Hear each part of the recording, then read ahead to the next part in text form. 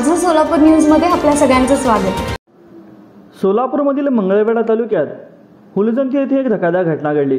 जन्मानेच दिव्यांग असलेल्या मुलाचे हाल भगवत नसल्याने मानसिक तणावाखाली असलेल्या शेतातील विहिरीमध्ये आईने दिव्यांगा मुलासह उडी मारून आत्महत्या केली। ही दुर्दैवी घटना 3 वाजता सुमारास घडली। अंबिका इरप्पा माळे वय वर्ष 33 आणि मुलगा विशाल इरप्पा माळे वय वर्ष 9 असे दुर्दैवी मायलेकरांचे नाव आहे।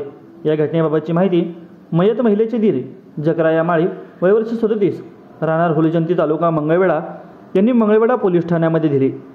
याबाबत अधिक माहिती अशी की फिरदी हुलजंती येथील रहिवासी असून त्यांचे एकत्र कुटुंब असून भाऊ इरप्पा याचा मुलगा विशाल माळी वय 9 वर्षापासूनच जन्मापासूनच दिव्यांग होता। त्याला चालता फिरता येत नव्हते। त्याचे संपूर्ण पालनपोषण हे अंबिकाही करत होते।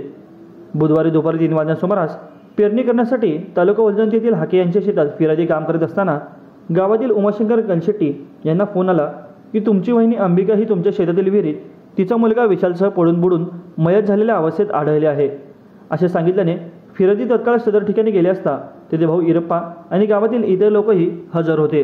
या प्रकरणी पोलिसांनी अकस्मात मयत म्हणून नोंद केली आहे व अधिक तपास करीत आहेत। माझं सोलापूर न्यूज या यूट्यूब चॅनलला सबस्क्राईब करा आणि बेल आयकॉन प्रेस करायला विसरू नका।